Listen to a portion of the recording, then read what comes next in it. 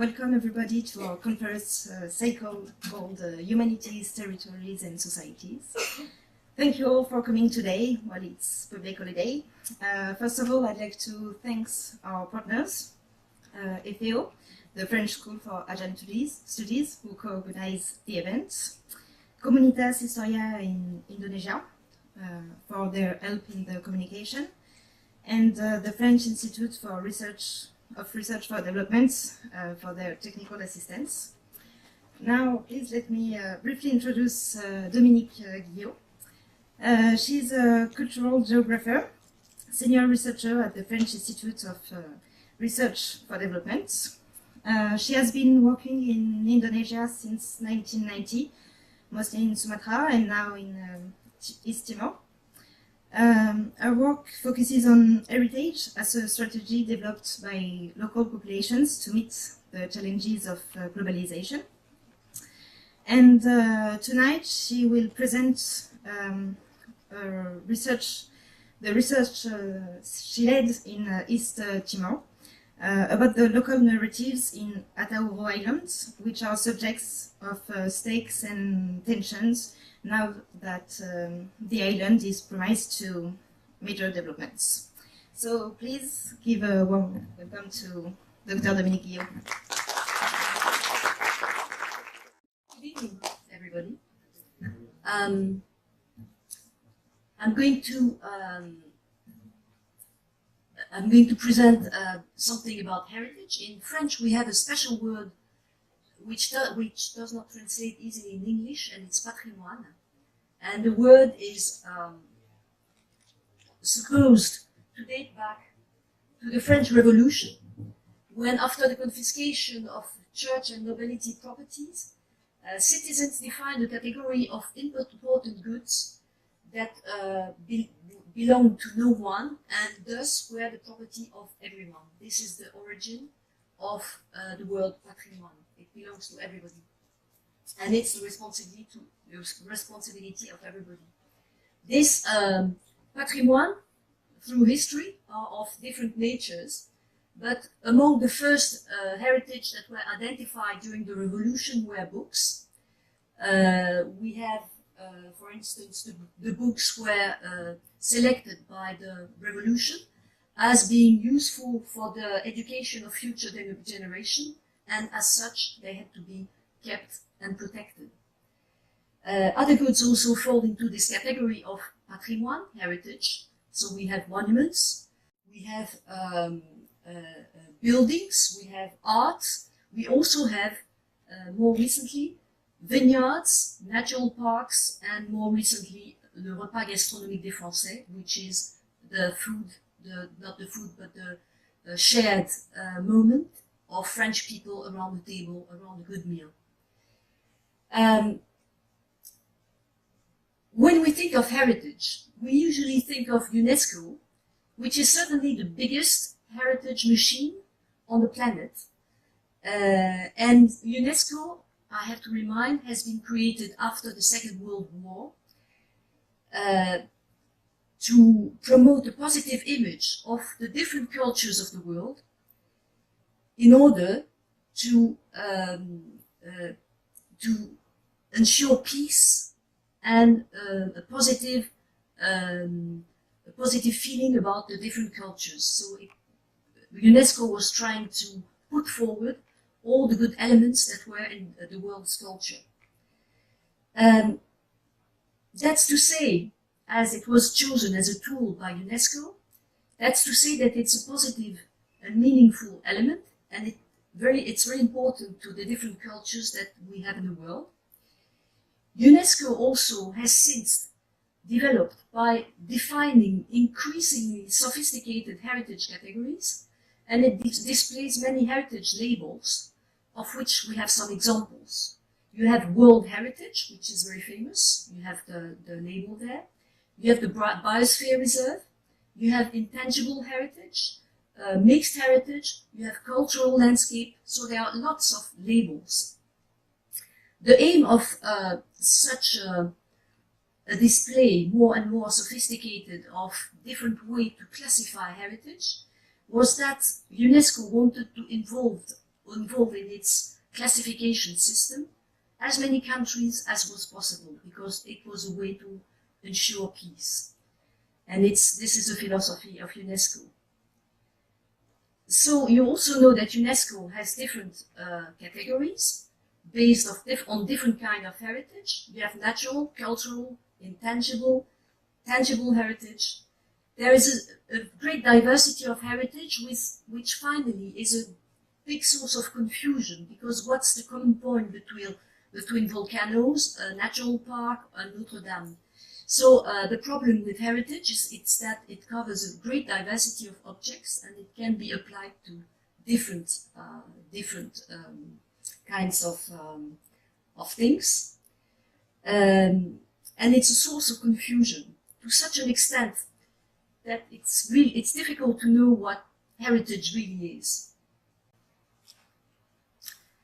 In the laboratory I belong to, which is PALOC, which it's called Patrimoine Locaux et Gouvernance, which unites IRD, Institute of Research for Development, and the National Museum of Natural History in Paris. We have been confronted to different kinds of heritage in the countries, in the non-Western countries, and we have decided not to focus on the object that was heritage, but to focus on the process in which you can talk about heritage. And which we decided that heritage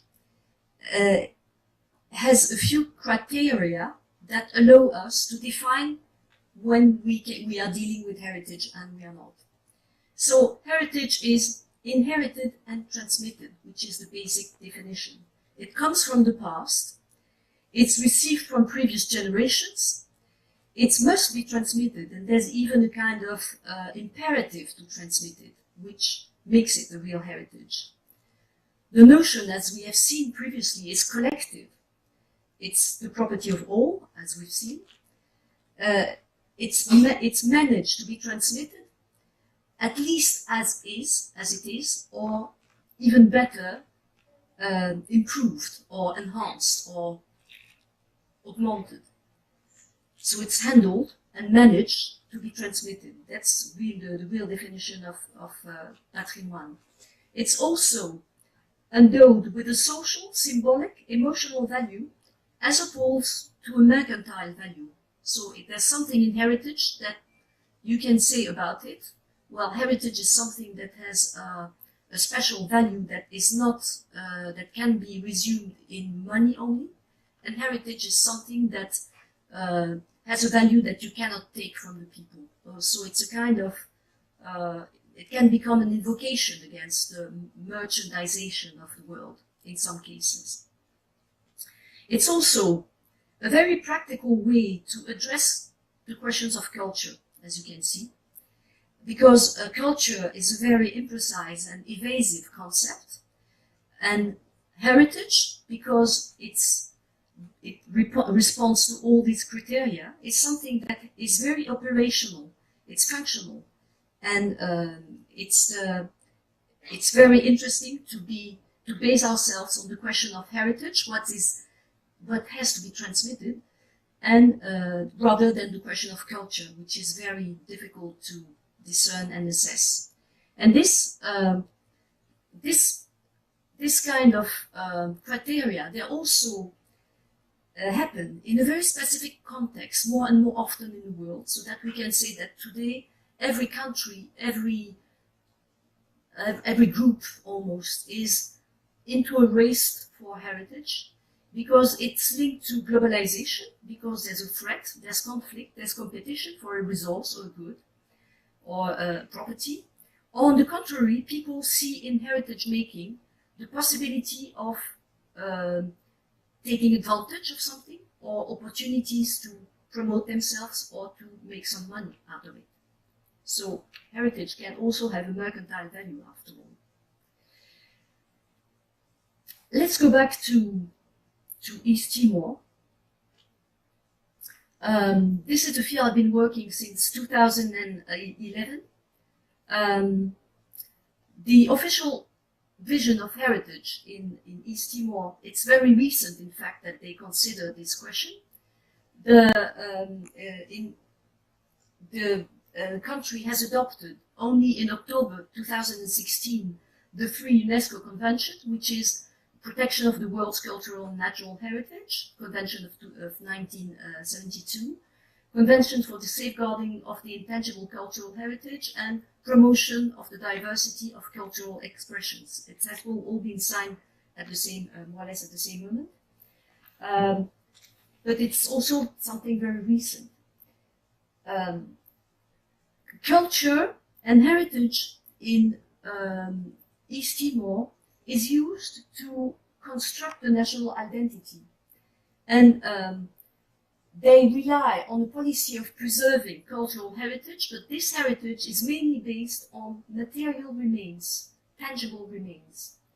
These range from prehistory to the historical periods, corresponding essentially to the Portuguese colonization, and cultural elements such as what they call tais, which is weavings, textiles, traditional textiles, that are traditionally intended for matrimonial exchanges, for death ceremonies, for agricultural rituals, are being chosen as a national emblem and are not being proposed for inscription on the intangible cultural heritage of UNESCO.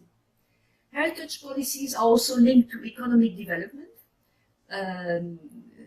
For instance, the future National Library will be financed by the oil company ENI in return for the right to exploit an oil field in the Timor Sea. So there's a link with development, a very strong link with development. One institution is in charge of cultural policies and heritage policies in East Timor. It's the Secretary of State for Art and Culture.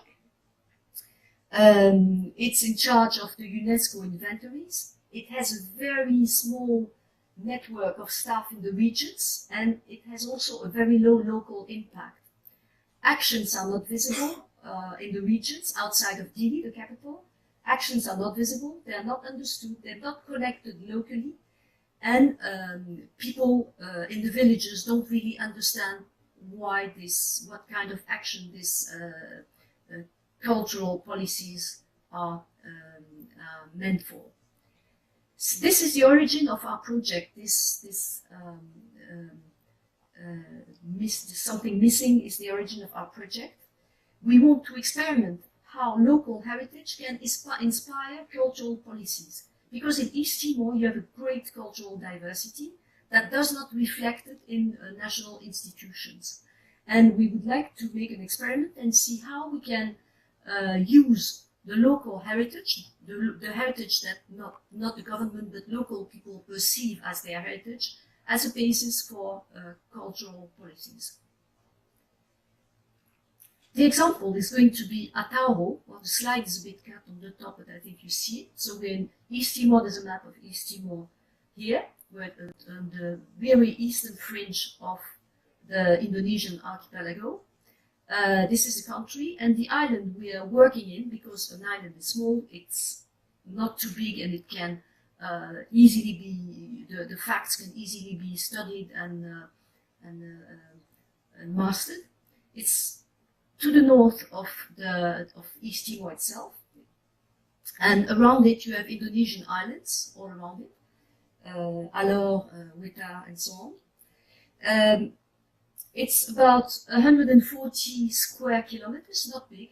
It's 125. It's 25 kilometers north of Dili, and the authorities of East Timor have a plan for this island. They are betting on tourism development based on the coral ecosystem, which is one of the most biodiverse in the world, and this is a resource that is already being exploited by a few diving companies and some ecolodgers on the island. But the island is not big. This is it. It's 6 kilometers in this side and 25 maybe from north to east, from south to north. And there's a population of 8,500 inhabitants, with very little known, but highly different local cultures. For instance, you have three languages, different languages that are spoken on such a small island. So it's very big diversity. And it's the same in the rest of East Timor, where you have, according to the sources, between 16 and 13 different languages, but I'm not a specialist of languages. So we've been working on this island. One of the issues also for working in an island such as Atauro, which has three languages, is that nobody can speak nor Raswa, nor Dadua, nor Rakungu, so we had to speak a common language, and the easiest language is to speak, we use is Indonesian. You always have people who speak Indonesian in the island, and it's the best way to communicate.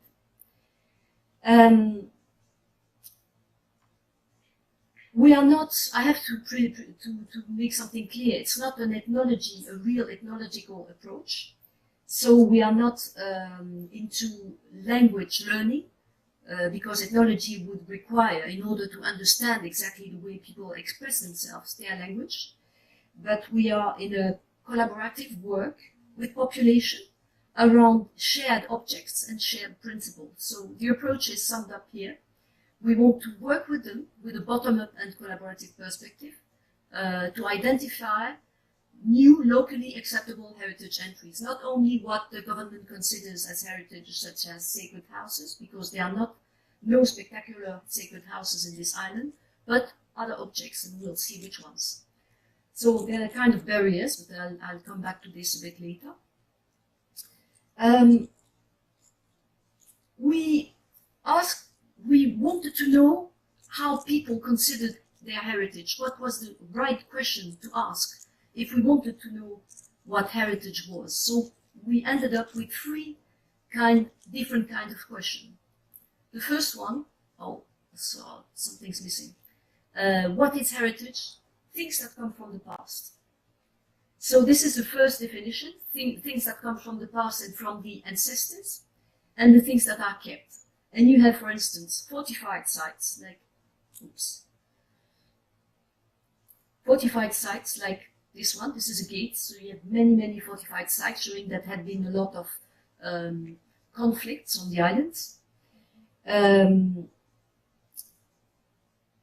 You have the basis of ancient sacred houses, actual houses, sacred houses that are, you don't enter easily into those houses. Burials with pots, you have clay pots with the burials, that's quite general on the island. But there's no difference in time, depth, between, for instance, what can be very ancient, a few centuries probably, and something quite recent, like the arrival of the first Protestant church in Arno. And people design it as things from the past, from the ancestors. So there's the time that it is not very precise. And what's interesting also is all these categories, that things that come from the past, they correspond quite well with what we would call tangible heritage. Another way to define heritage is the things that must be protected and transmitted. This is something that people respond to, but they are not the same. Well, they're a bit different than the ones we've been just seeing. The question is about the things that are threatened or that may disappear if tourism develops, if the islands open up. This question leads to a series of answers that take place in different ways. For instance, there are some things that are more obvious than the others. For instance, you have the bride price. Well, I couldn't show it because it's something that you don't display, but bride price is the price that you pay for the wife when she enters a lineage. You pay that, but it's something you won't pay immediately. And as long as you haven't paid this price, the children she will have will belong to her lineage. And if the wife dies, or if the husband dies and the bride price is not fully paid, then the children go back to their original lineage. So it's something that's very important. And each clan keeps this kind of treasure, which is the collection of the different bride price they have received, minus the bride price they had to give out. And there's one person for each clan that is responsible for managing it. So for the people, it's very interesting to know that it's something that they have to protect and transmit. And it's also an idea of heritage that can be increased and that can also be dispersed. So it's another idea of heritage. Another thing that must be protected and transmitted is the knowledge on places, knowing the limits and the names of the different places, and knowledge about the past in the form of narratives, myths.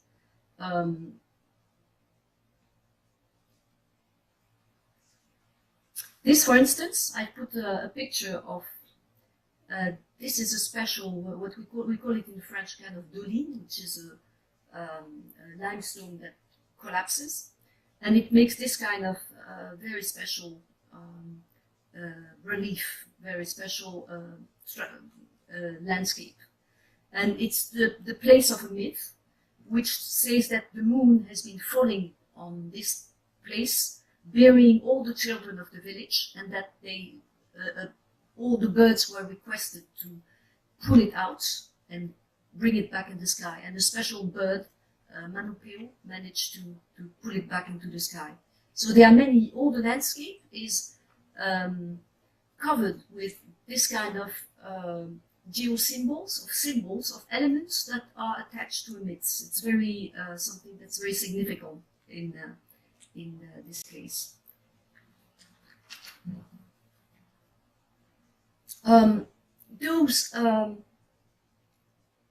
Those narratives are often linked to people's current concerns. For instance, they can represent a political knowledge. You know this place, it means that you have a right to occupy this territory, and the knowledge can be used to assert land rights on an area. So they have a very strategical important. What's important also is that all this category of things that must be protected and transmitted and that might be lost if tourism develops corresponds more or less to what we would call intangible heritage, all the knowledge on places, on histories, etc. And there's another thing, another way of defining what heritage is. It's the things that are essential for the good working of the society, for the functioning of the societies. Those things are kept and passed on from generation to generation, but people don't mention them in the first responses. When you ask this question, they tell you that what's important is the seeds, the plants they use to feed themselves, the honey, because the island is the source of a lot of honey, like the rest of East Timor. Also are important the rituals, the ceremonies that are always linked to a special kind of collective goods, like some rituals for the harvest of corn, rituals for the harvest of the betel nut, rituals for the collection of honey. And also what's important is the clan territories, the land that people think are essential for the good working of the society. So if we come back to the three categories we've seen, you have three local approaches of heritage. And what's important is that the things from the past, the things that must be protected and transmitted, and the things that are essential for the functioning of society, if you ask those three questions, normally you have all the categories of heritage that people consider of being their heritage in the villages. But this raises other questions in our work, because we have the types of heritage. Another question that arises is who is responsible for heritage goods, for heritage properties. It's also interesting to see that these groups vary according to the heritage objects under consideration. For instance, you have the clan can be responsible for a piece of land, but a group of clans can be responsible for a forest. And you also have a whole village that is a group of clans that can be responsible of another area. And you have also something that can be peculiar to the, specific to the island, and the whole island is concerned. So you have different levels of heritage groups.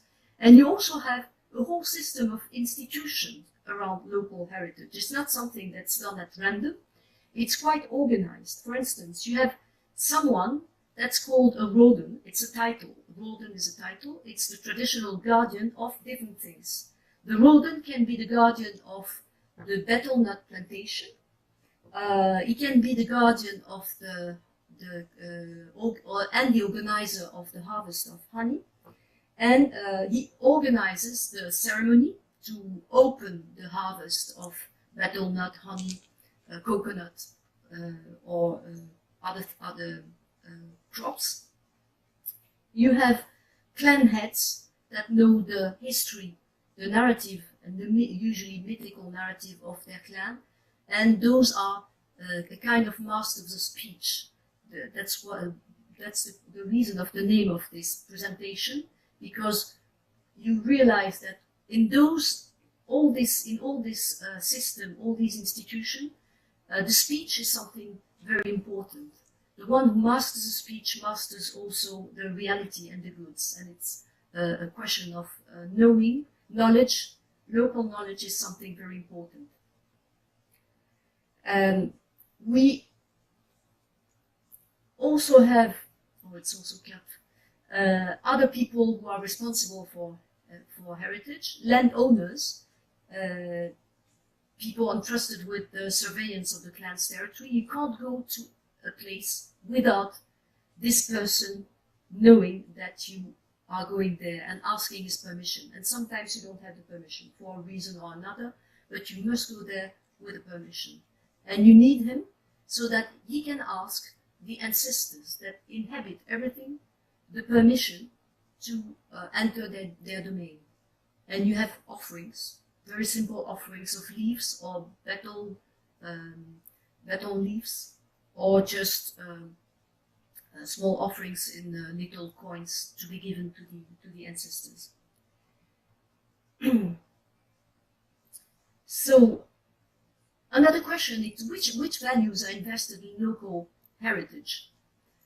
As you have probably understood, it's the histories that you can tell about the places is the basis of today's territories, and it's asserting the territories through narratives and landmarks. I'll give an example a bit later.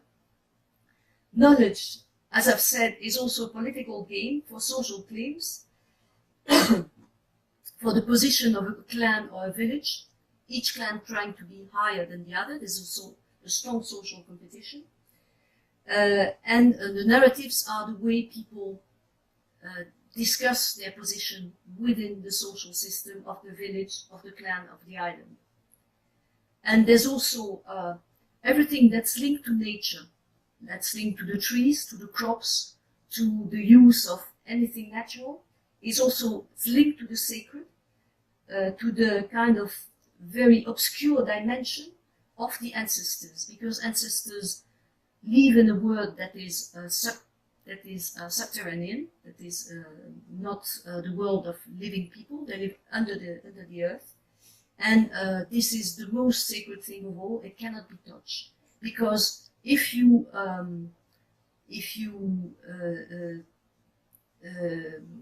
upset the ancestors, then they condition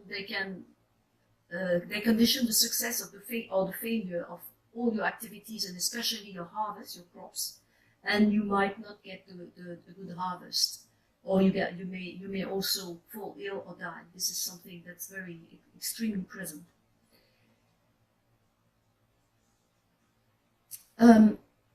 Something interesting about those goods is that some of them respond to a particular system of appropriation, what we call the commons. So it's communal. It's not something that belongs to one person, but it belongs to a community, which varies, as I've said, in its scale. Can be a clan, can be a group of clans. And it's especially for heritage related to the environment. This is a picture of a betel nut plantation with an altar in the middle where a ceremony occurs, because nobody's allowed to harvest the betel nuts before the rodan, the master of the plantation, gives the signal that it's ready, so that everybody can do it together and everything is controlled. It's the same for the honey, because there's a honey master that calls the bees, because the bees move from the coast to the interior of the island, and the honey is harvested on the coast. And so that the bees come to the coast and make their hives, beehives or bee nests, and give the honey, because it's wild honey. You need the master is supposed to have magical powers, and he gives them the signal to go to the coast. And he's the one who's going to also organize the collection of honey. And you also have another system which is in the sea with what they call the lotu, fishing pens, which is systems that were used to trap the fish at low tide. The fish that had come at high tide was trapped at low tide and speared in order to be fished. Today, with new implements like fish nets or what you call the guns you use underwater, the men tend to use the modern implements, and the women are the ones in charge of this fishing system. And it's interesting because when you have a village with 7 clans, for instance, 7 clans would have each their fishing pan, and there will be one collective one for the ones who didn't get enough. So there's always something collective that's planned and organized in every field. It's the same with the sharing of the betel nuts, because part of it goes to the community and part of it is personally appropriated. So you have a very complex regime of ownership in this island, which is it's currently being studied by our team. Now, we have something that I would maybe discuss a bit further. You've heard that in what I've said, that there are narratives and speeches are very important, they are essential. And there is a system of narrative which I've tried as a geographer to map, and it works pretty well, in fact, because it's a kind of narratives is the way for the local population to display their heritage and make it official, and it gives to this heritage an order that we probably would find. We find our heritage in the museums, we organize it there, and they organize it in their landscape. So it's very interesting to study. As every narrative has a transcription in the landscape. They say it's a proof. It's a proof.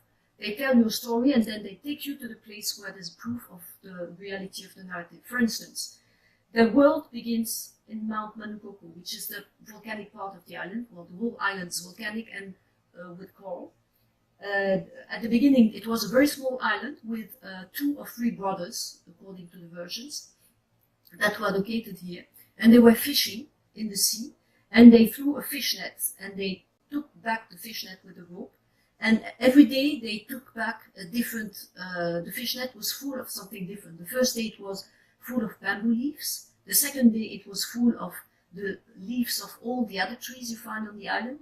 The third day they took all the foods that they're growing on the island, etc., etc. So they see that this is not an island, this is not the sea that they're fishing in, it's the land, and they say that they know that they have to pull the island out of the sea. And then each of them takes an arrow and a bow, and they shoot at different parts, to the north, to the south, and to the east in the sea.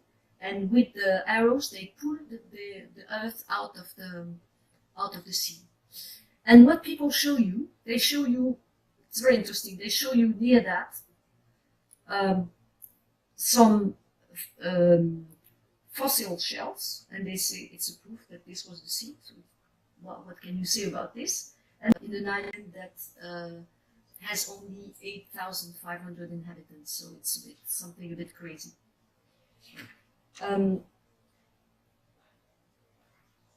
To finish, I would like to maybe open up a discussion on the position of the researcher and the stakes of heritage in this island, because we are a team of foreigners. We work with Timorese colleagues, but they are not very interested in the island, so they work in other parts of East Timor. So we have a counterpart. They don't work in Atauro with us, so we are foreigners. So we are, what right do we have to do this kind of work? We can be instrumental in the way the narratives are used, but we also are outside. We are in a position of neutrality. So one or another, it's a bit, it's both situations can be condensed. The methods we are using are also Western inspired. And what is the legitimacy to impose those methods to the people? That's why we try to inspire ourselves from local ownership regimes and local systems to have them recognized in the promotion of the local cultures that we would like to do. And we are discussing a lot with local people and we ask them, what would you like to have? What do you want? And it's funny because it's a very classical request that we have.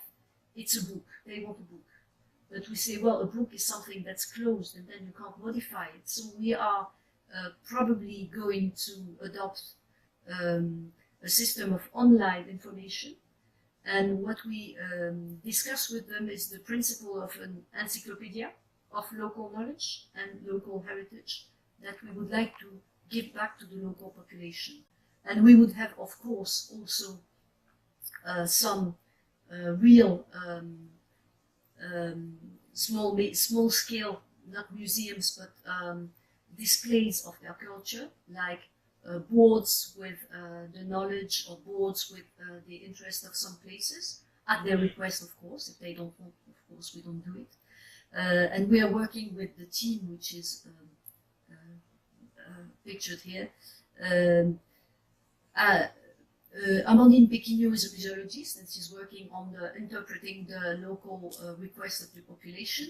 That's Laurent Prère, who is a botanist, ethnobotanist, working on the local categories. Ariadna Burgos, which is an ethnomalacologist and work on the fishing systems. And myself as a geographer, collecting narratives and trying to map them. I think I finished. Thank you very much for your attention.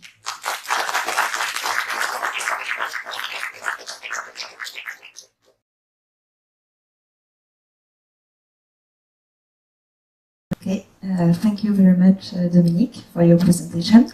Now, if you have any questions, please let me know, and I will give you the mic.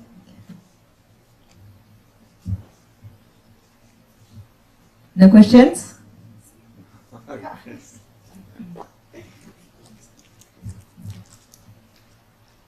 Not quite sure what I should be saying, but I will be going to Atauro in about 3 or 4 weeks as a tourist, but our primary objective is to climb mountains in East Timor, Ramalau, Matapian, Perfido Mundo, is that the right? Mundo Perdido.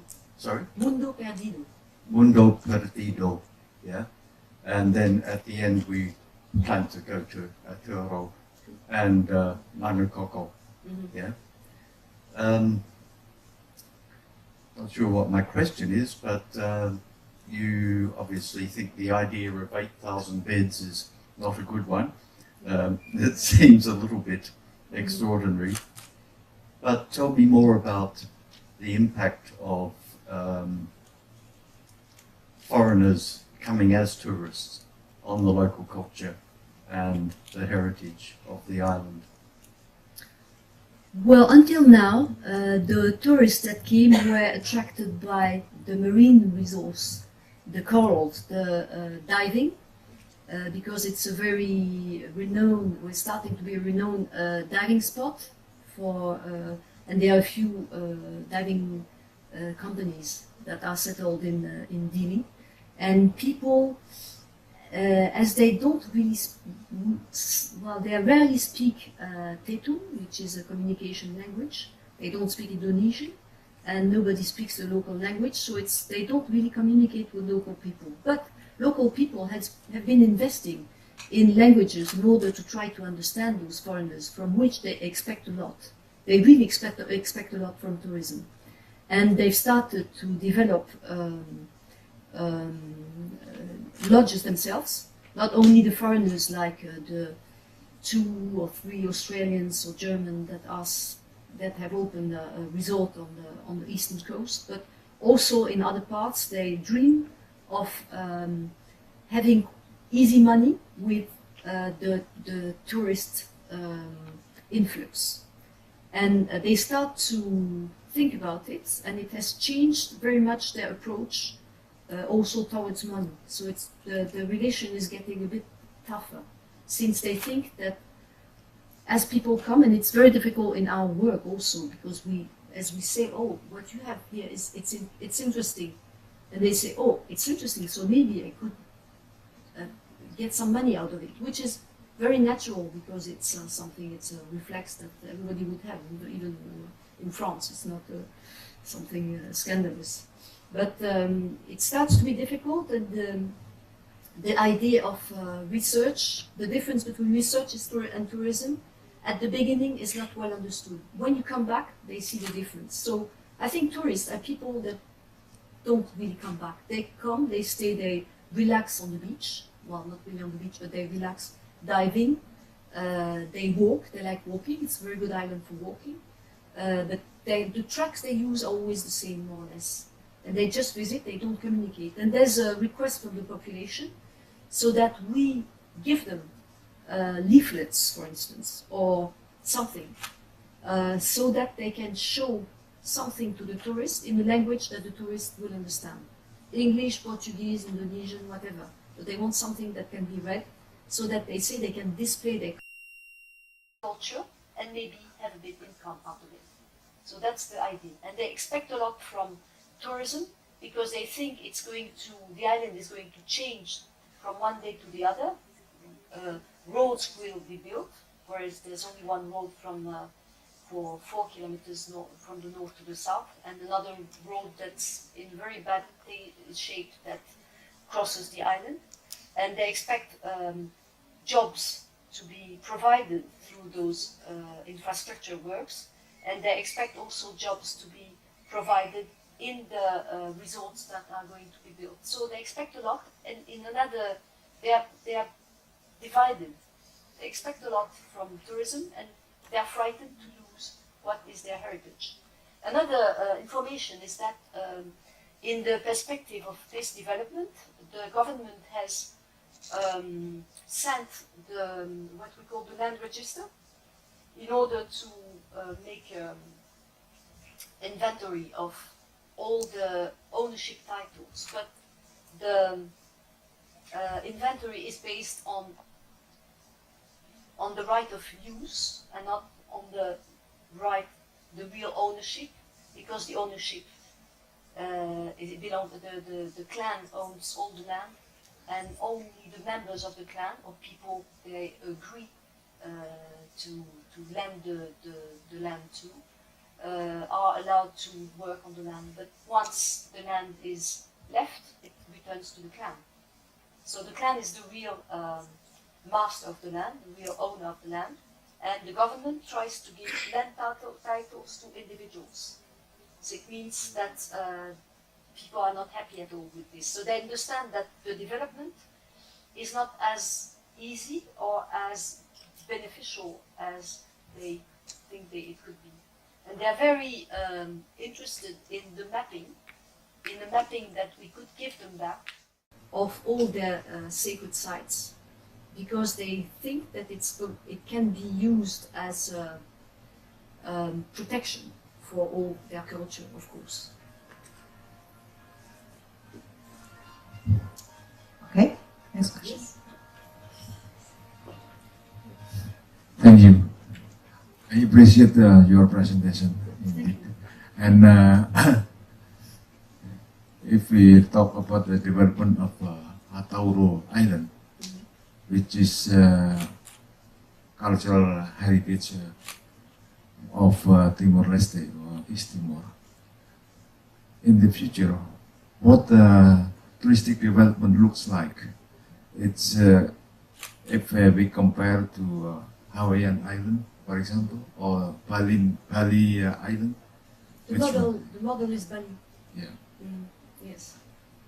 Could you explain in a simple way to better understand it? Thank you. Yes. The big problem of the island when we consider touristic development is that Bali requests a lot of water. Bali is an island with a lot of water where water is not sufficient. And in Atauro you have no water. All the springs are in the south, all the water sources are in the south, the permanent one. And from the month of June on until December, sometimes January, it's dry. And people walk sometimes kilometers. And there's a pipe that was built by the Portuguese and then enhanced by the Indonesians that goes all around the island, but it's most of the time dry, except when it rains, when nobody needs it. So water is a big problem, and I think so. They have the plan is Bali plus desalinization plants, and this is something that works, of course, with petrol or solar, but I think petrol, and it's not a very good idea for the environment.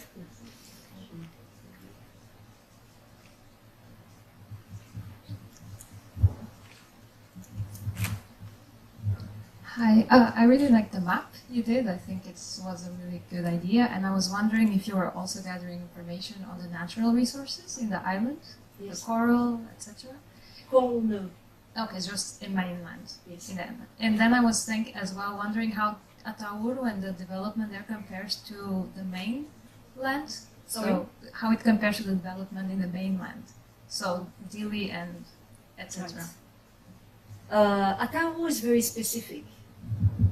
It does not compare easily with the rest of East Timor, but in the same time, every region is so specific. We've been working in 3 different fields in East Timor, my team and I, IRD's team. We've been working in Swai, where there's also a large development project in oil refinery, and we're working also on local heritage. It has nothing to do with Atauro. You have sacred houses that are still built, and whereas in Atauro you don't have them anymore. And the people are very, they've accepted to give out their land to the government for the project, which is something unbelievable in Atauro. But they did it. They gave their land away because they were expecting compensation. And they got compensation, but they don't have land. And they were expecting jobs, but they don't have jobs. So it's a bit, the situation of development is a bit, how do I say, maybe not, a bit complicated. It's a phase of adjustment. We don't really know what it's going to be in the future. But development is a difficult issue. We've been working in Balibo as well, but there was no development project. But they had a road built, and they expect development. People want development, and at the same time, when it gets there, it's a terrible trauma for the society. In the south of the island, also, you had conflicts between groups that had been, for instance, accepted during the Indonesian occupation. People were put together. Whereas before they were scattered in the mountains, they were gathered in the same places near the roads, and so they used the land that was around it. So people who came from the mountain didn't have any other choice than cultivate on the land that of the landlords, of the local landowners. And today the landowners, because there's a possibility of compensation for land, ask them to go back to their village, which they don't want to go to do. So they have a lot of conflicts. Sometimes people resort to violence because of that. All the ancient, history is something that built up very slowly, and you know that some people have been coming a century ago, other people have been coming 50 years ago, and when it comes to the land, all those old histories that were forgotten because everybody had access to land, they come back, and everybody's everybody's unlocking the complexity of all the land ownership in order to see who is legitimate and who is not. Because land is a big issue at the moment. It's the issue of development. I don't know if I answered your question, and it's so different in every part because you have so many different cultures in East Timor and languages, and in every part it's different. And the project of the government for oil is all the south, and for the tourism it's mainly Atauro, or the eastern tip of the island, of the country.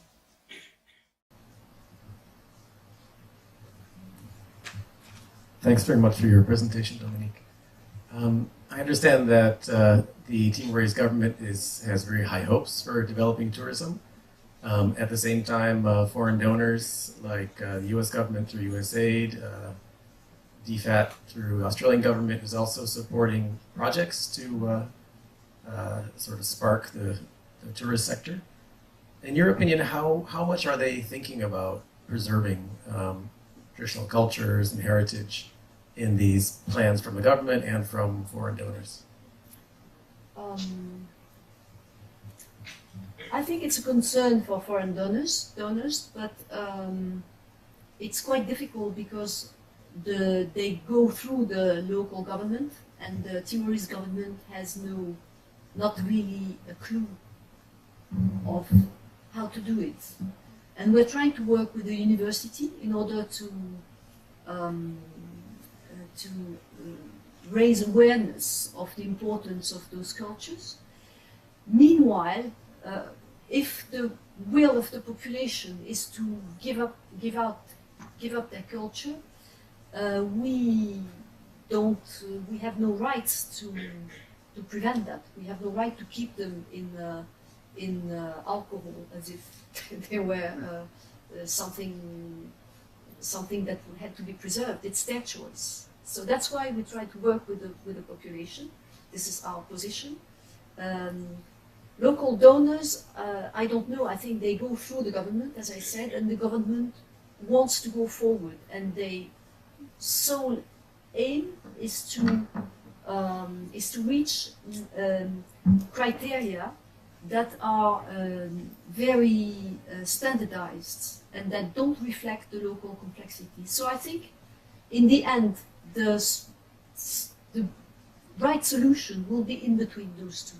Not preserving the society, because everybody has the right to a handphone and electricity and all that, and people have the right to choose if they want to keep their culture or not. Some things are important. At the moment, what is very important is the relationship with the ancestors. And this, I think, everybody understands it. And there's a lot of money given for sacrifices, bloody sacrifice in some parts of the island, not in Atauro, but ceremonies for the ancestors are something that is very commonly practiced. And I suppose this reflects the preoccupation of the actors from the outside.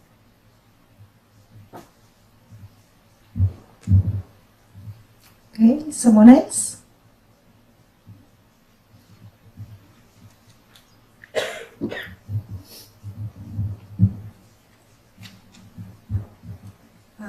I want to ask you about the heritage itself. Is the heritage is always about an object, like a things? I know in East Indonesia, there is strong culture, like there are so many languages which is also heritage, and then there are also prescriptive, like cousin marriage. You know, cousin marriage, like some somebody can marry with her mother, brother, daughter, something like that. Oh yes, yeah. well, cousins Something like marriage, that, close cousins, yes. yeah. Is that also a heritage, and how to keep maintain this in the population like Well, that? it's not for me to answer. I think maybe you should know if it's a heritage. Is it something that you want to transmit? If the Indonesians want to transmit or not? If I can't answer your question. You have to say. It's my position. I think heritage has to be defined by the stakeholders and not by a researcher from outside. But this, like, I mean, like, language is also inheritance, and the culture is also inheritance. Yes. So, is there any, like you, how to say? So it's just, I just want to ask, is it also a heritage in your opinion? Language. Like a culture, like a cousin marriage, something like that. Is it also a heritage? It's something that's inherited, I suppose, but it can change also with time. I don't know. It depends. We try to discuss with people, and we have. I think in each society you have probably a different way to define heritage. So I don't know. I can't answer your question precisely. Getting.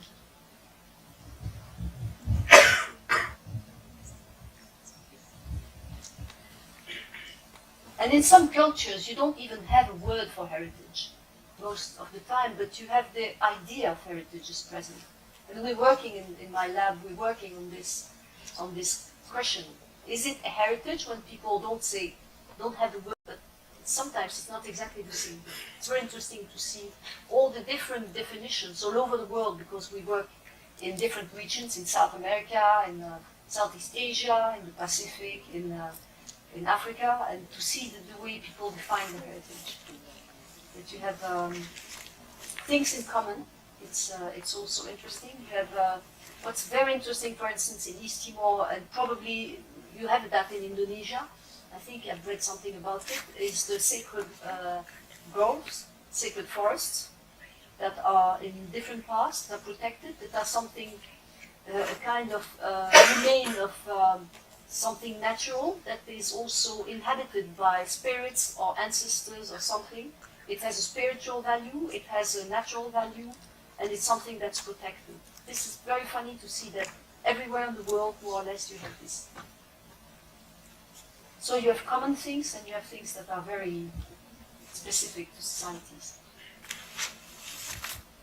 Okay, thank you, Dominique, for a very nice presentation, also answering this question, which gives more insight. I would have a question on how you give back your research to the people on the island. I had a bit of a similar experience, so we work with Bushmen in the Kalahari Desert, so same issue with languages. You basically use the national language as a bridge between their click languages, and it was about preserving their natural or their skills of their ancestors in dances and working with leather, but it was not easy to just put it on a CD or on a stick and give it back to them, because they live in the middle of the Kalahari. There's no electricity, there's nothing. And I wonder if it's not similar on that island. So you have 8,500 people. So I don't expect there's electricity everywhere. I don't expect there will be high-speed internet everywhere. I don't expect that there will be hundreds of schools on all levels. So the education level will not be very high. So how would that encyclopedia that you talked about, how would that look like for a population which maybe has maximum primary education and Bahasa as a foreign language? It's going very fast. So we're forecasting something that could be used in the future with the online encyclopedia. But what they request is a paper. They want a book, and they want something tangible. And that's very important for them, the material aspect of this.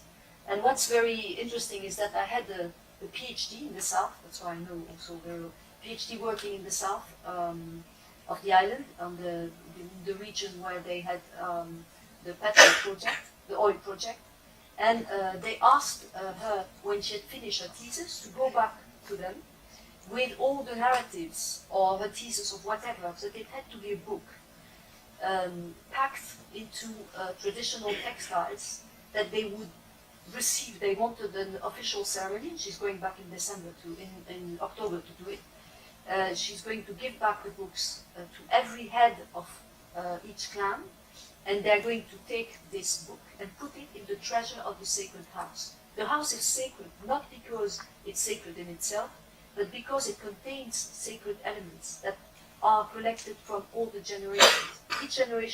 At each generation you add up an object that has belonged to the head of clan or to somebody important, and this is the treasure. Sometimes it's an umbrella, sometimes it's a spare, sometimes it's something of value, sometimes not. But they want this book to be inside stored inside the house with all the sacred objects. So there's a, well, it's not I'm not answering your question, I know, but it's just to show you that the tangible dimension of the book is very important to them, and they want to be in the book. They want to be known. It's also strategic because they want to exist on the national identity map, because they don't for the moment. And we're discussing different types of promotion of their culture. So I've talked about the leaflets, the boards, the book, the online encyclopedia, and we're discussing all of this on, and sometimes with everybody we talk to see what would you like as a result, what can we do for you, with the maps also. And it's not something that's definite, completely definite. It can still change. And maybe we'll, at the end, probably an exhibition. We say an exhibition. They want, for instance, we're working also with an archaeologist who's excavating, and they want the results, because when you close an excavation, there's nothing to be seen. So they want also explanation of what has been found in the ground within the cave. The caves he's been excavating. So all of this, there are not one solution, but many small solutions adapted to what people want at the time that they want it.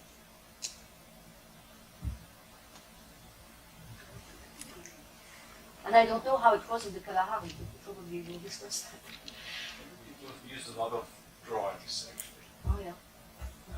The advantage is the Kalahari is not an island, and Botswana is not that big, so the access to a city is actually there, the access to energy is there, so we could use first digital things as well.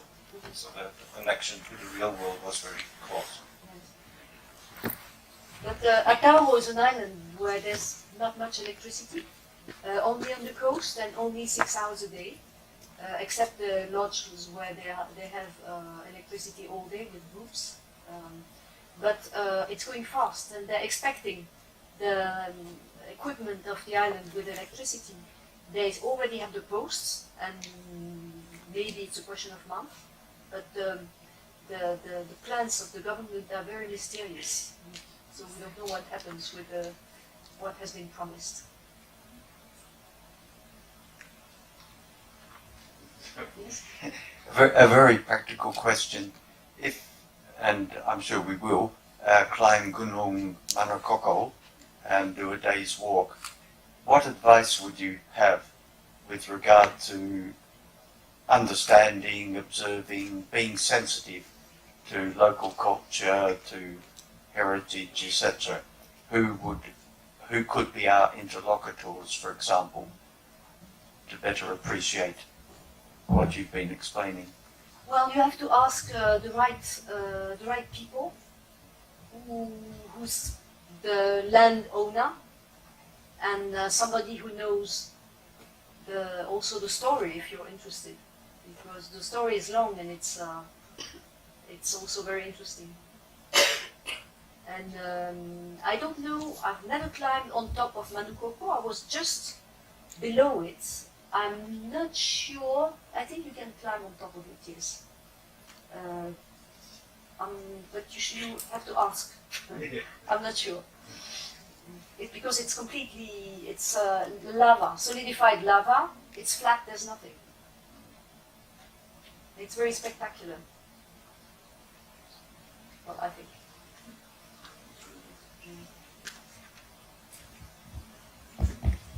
I have a question. So, but first I need to apologize because I came late, so I might miss the first half of your presentation in case this hasn't been shared. So, seeing that you said that you've been in several parts of East Timor during your research and work, so I was wondering if you can share with us or with me about cultural sites or heritage sites in East Timor that you think like worthy of national recognitions or even international recognitions. In particular, I'm interested to know like a site in the category of cultural landscape. In case you're not familiar, it's like basically a natural site in which there's a traditional settlement or village or people living inside, and then still retain traditional lifestyle, for example, or whether its lifestyle is affecting the environment or vice versa. Maybe you can share a few, 2 or 3 sites that you think is worthy. Oh, it's there are many sites, very different from one part of East Timor to the other. But there are, for instance, megalithic sites that have been preserved like this to the west near the Indonesian border. You have villages that are entirely out of natural materials. This is very common. Most of the time you have sacred houses are made only of wood and herbs. So it's very difficult to list them all. There are plenty of places. But I think one thing that should be protected and recognized at the government level are probably the sacred forests, because this is something that's very that unifies East Timor. You have them everywhere, and very often it's connected to a spring, a source of water, and in some cases it's also an ancient settlement that has been abandoned. And there's always a story. There's always a control. Who comes in? You're not allowed. There's always an entrance. You're not allowed to go through inside from everywhere. There's an entrance and there's an exit. Is used sometimes during the harvest ceremonies. It's part of the circuit that the population does, and you make offerings in these forests. There are special places where you ask for the rain sometimes. And I include into those sacred groves some mangroves, which are also important, because there are probably the places where people probably in the 17th, 16th century arrived from the sea, like the sea nomads that settled in East Timor also. And those mangroves are probably ancient settlement sites, and you find altars where people go every year to make offerings to ancestors and to ask for the rain and all of that. So they are very important places. They represent the best preserved forests of East Timor, whereas all the rest has been more or less destroyed. And it shows that traditional conservation is something that's very effective and has to be encouraged. So this is something I would highly recommend to classify and protect. Okay, any other question? Does that include Mondo Perfido? I don't know. I've been once there and it was a deep fog. So I don't know if I couldn't see any vegetation. I couldn't see my hand. So I don't know. It was a long time ago. Dominique, I just want to know the dynamic of the population, whether the daily ones that mostly go there, or they also go to the big island, and also the religion, maybe they already accepted there. Oh yes. Dynamics of the population, what do you mean? Do people migrate? Yes, they travel because they are, of course, they live in a small island, so they have boats and they travel in a few hours, 3 hours in a small fishing boat. You reach Juni, so it's really not far. And they've been in, they go to the Indonesian islands, of course, because they have relatives there. They sometimes marry to other parts of Timor and other parts of Indonesia as well. So the political borders are not very effective. In fact, people travel. The other question was the religion. Yes, I forgot to mention that. As a reaction to the Indonesian occupation, where they were forced to adopt a religion, they massively adopted Catholicism, except in Atauro, where the south is Catholic and the north more or less is Protestant. It reflects also the difference, the different languages.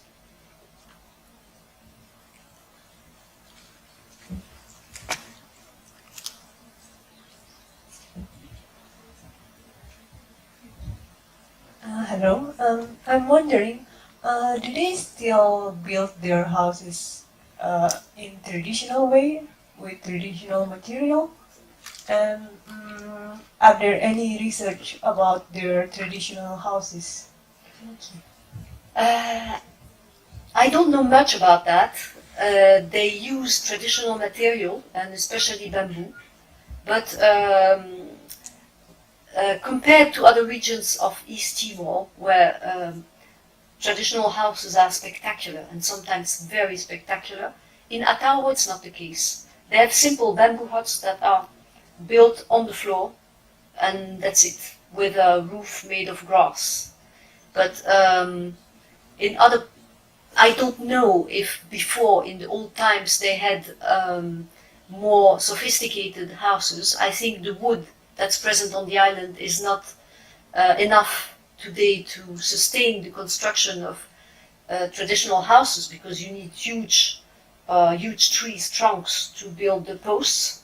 And in other parts of the island, in other parts of Timor, you find those trees, but not in Atauro anymore, because all the island has been burned several times, except for, as I said, for the first part. But it would be interesting to look it up in the archives, maybe. Okay, so that's one question. Okay.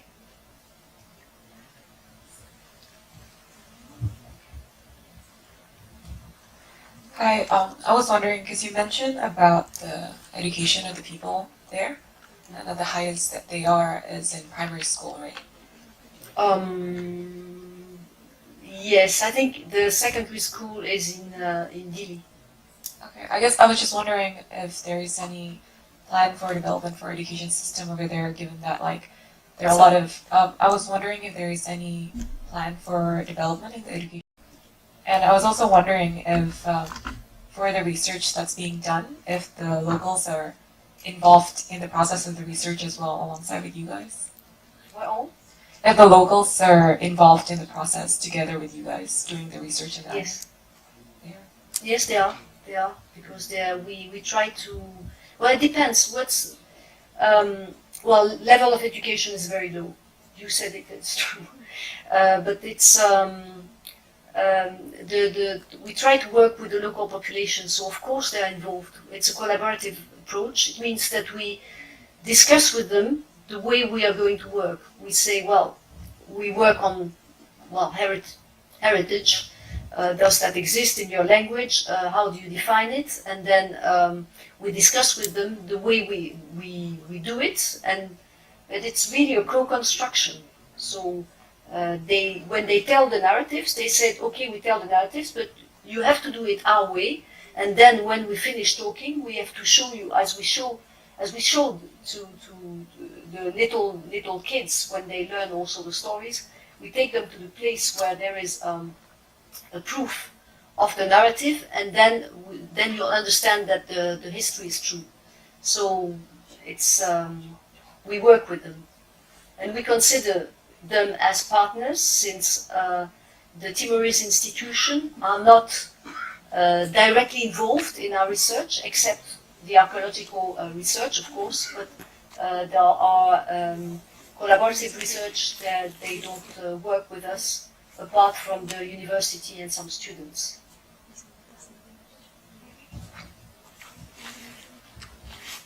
Okay, thank you very much, Dominique, for your presentation and for answering the questions. We have to end it now, but if you have other questions, you can continue the discussion outside while enjoying some snacks. Dominique will join you in a few minutes. Before we end there, let's just remind you that next week we have our next conference, so we hope to see you there. Thank you.